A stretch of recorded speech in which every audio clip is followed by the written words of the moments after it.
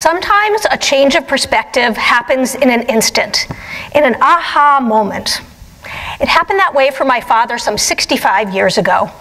He was a teenager growing up in the Bronx, and on this particular day he was headed to a concert given by a world-class pianist. The pianist was playing Beethoven's Pathetique Sonata, a piece that my father had been avidly studying with his piano teacher.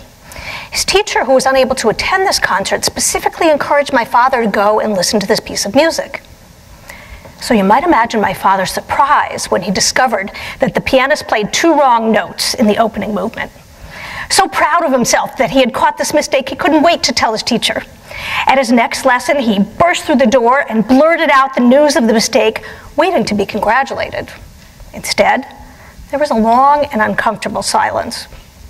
His teacher turned to him and asked him pointedly, "Did you bother to count the number of beautiful notes that he played?" My father never forgot that moment, and he still talks about it to this day. It completely changed his perspective on things. He realized that it had far bigger implications than 2 notes on a piano, and it changed how he viewed things, like how he viewed relationships. Like how focusing on 2 wrong notes can keep friends or family members from talking to one another for days or months or even years. As a psychologist, I know that each one of us can get stuck in mental habits, old ways of looking at something, fixed perspectives that no longer serve us. I know I have. Sometimes the way we're looking at something can get in the way of us making the changes that we want to make in our lives.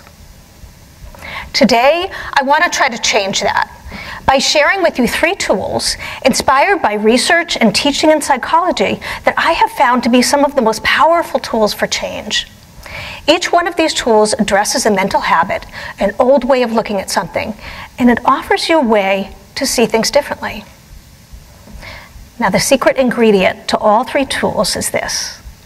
People often think that we need to change ourselves or our life circumstances in order to experience greater well-being.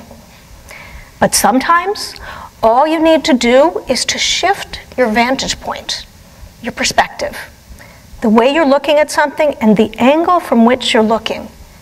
And when you do that, it begins to change everything. One of the things that made change so difficult for me when I was younger, that kept me stuck, was that I believed my thoughts were absolute truth. When I said things to myself like, "I'm not good enough," or "I'll never measure up," or "I blew my eating again, what's wrong with me?" or "I'm too anxious to do that," those thoughts would stop me in my tracks. And when things happened that were out of my control, like minor injuries occurring, or plans changing unexpectedly, or uncertainty about my future, those things could feel like the end of the world to me and send me into this tailspin of catastrophic and irrational thinking. Imagine for a moment that you're in a movie theater and you just sat down to enjoy your movie, and all of a sudden this noisy person comes and plops himself next to you and starts giving you a running commentary of the entire movie. My God, did you see that? That's going to be a disaster.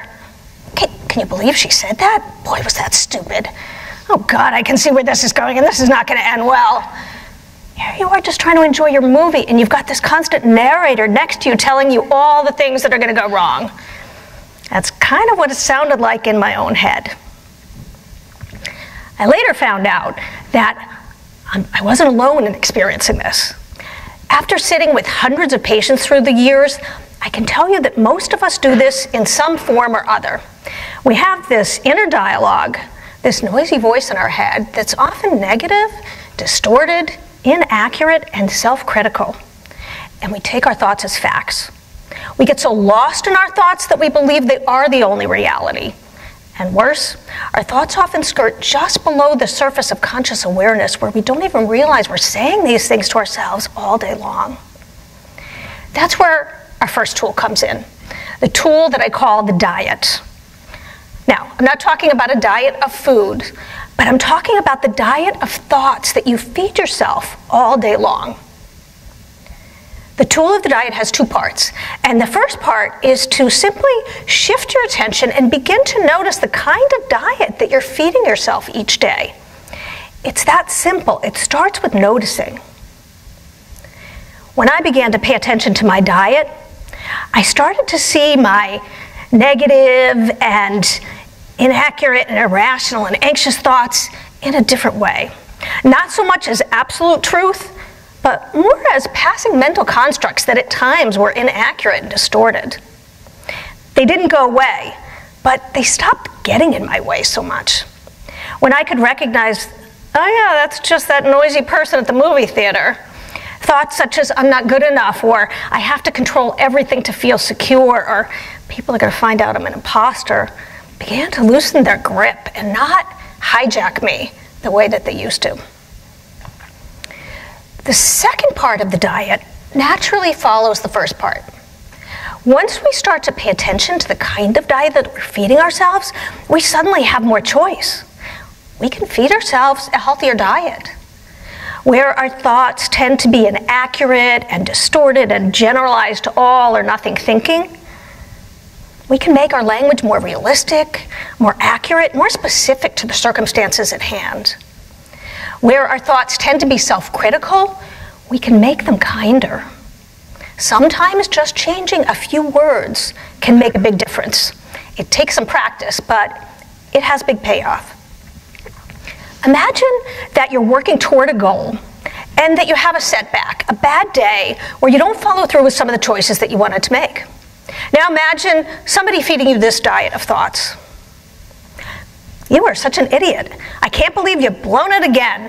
What's wrong with you? You can't do anything right. Notice how those words feel? What happens in your body when you hear that language? Now picture that same person feeding you a very different diet of thoughts. I could see that you've fallen back into some old patterns today. That happens to all of us sometimes.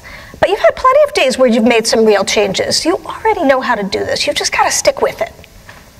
Same situation, same circumstances, different diet, different perspective. What happens when you hear those words the second time around? What do you notice in your body? Notice how the language in the second version is more accurate, it's more specific to the circumstances at hand, and it's more compassionate, the way that we would talk to somebody that we really care about. Which one would motivate you towards your goals? Which one would derail you? We would never talk to anybody that first way, and yet we speak to ourselves this way much of the time. The good news is we already know how to be compassionate and to have perspective because we speak to others this way frequently.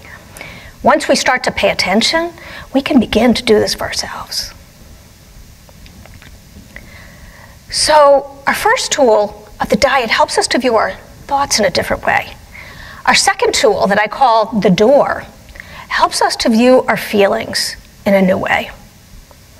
Often when we want to change a behavior, it involves some kind of emotional discomfort. For example, you might have to face some boredom to stop procrastinating. You might have to step out of your comfort zone to get to the gym. You might have to tolerate some cravings in order to make healthier food choices, and you just might have to experience some anxiety to get up and give that talk. When we come up against uncomfortable emotions, we do the sensible thing. We close the door on them. We push them away. We avoid feeling them. It's human nature to do this. In fact, we often think that we need to get rid of our feelings in order to go after what we want, that we need to wait for self-doubt to go away before we take that risk, that we need to push away fear or anxiety before we go after our goals, that we need to wait for our urges to go away before we change our behavior. But what if we didn't need to get rid of our emotions at all? The door invites us to do the opposite of what we're inclined to do. It's a radical perspective shift. What if, instead of pushing away our emotions, we can imagine opening the door, allowing them in, accepting them being there, and maybe even greeting them with kindness and compassion. One way to start doing this is to simply name and acknowledge your emotions as they arise and imagine them sitting beside you. Hello, anxiety. We've got this. Hello, cravings. I know this is difficult for you. Hello, sadness. We'll do this together. Instead of trying to push your emotions away, you might imagine lovingly placing them in the passenger seat next to you, with you in the driver's seat, as you take them along for the ride and go after those changes that are best for your well-being. When I first learned to open the door to see my difficult emotions, not as something bad that I needed to get rid of, but more just as part of my experience that I could allow to be there and even meet with some compassion, something profound began to shift inside of me. One of the things that I spent so much time trying to push away was my own sadness. This started when my mom died in a car accident when I was a teenager. But it crept into avoiding fear and sadness about other things changing in my life. That's why it rocked my world so much and sent me into this tailspin every time something changed that was outside of my control. But as I learned to gradually open the door and to sit side by side with my sadness rather than needing to get rid of it, my world became more joyful alongside of the sadness. I developed more willingness to experience change, and my anxiety decreased because I didn't have to spend so much energy trying to keep my emotions at bay.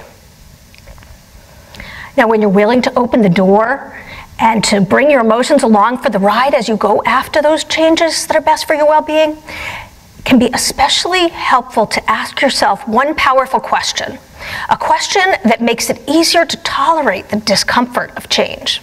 And that question is, why? Why is this behavior change so important to me? Why does this most deeply matter? Often, we just focus on the what. We focus on what we want to change. I want to lose weight. I want to stop flying off the handle when I'm angry. I want to start that new venture. But when we focus on the why, we shift our attention towards our deepest values, towards what we care most about. And when we do that, it makes it easier to tolerate that discomfort of change, to stick to our goals, to stay the course. One of my goals as a parent was to not be overprotective. But when my kids were younger, my fear was especially heightened because of losing my mom at a young age, and I found myself being overprotective sometimes. When my kids would go off and do things with their friends, with another parent as the driver of the car, or when they were older, getting their license, driving on their own, or traveling by themselves, those things were really challenging for me. It brought up a lot of fear because I had to let go of control.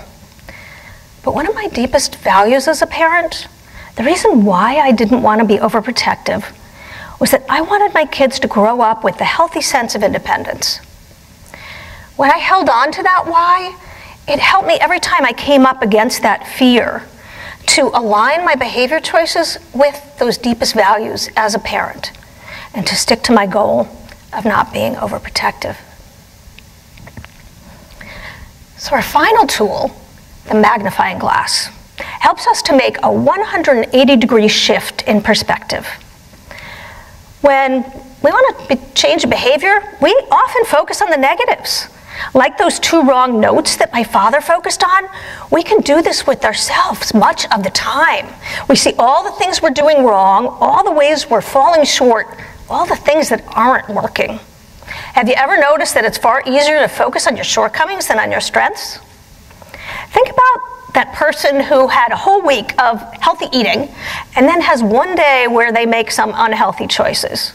Do they go around saying to themselves, I am so proud of myself that 6 out of 7 days this week I made really helpful choices?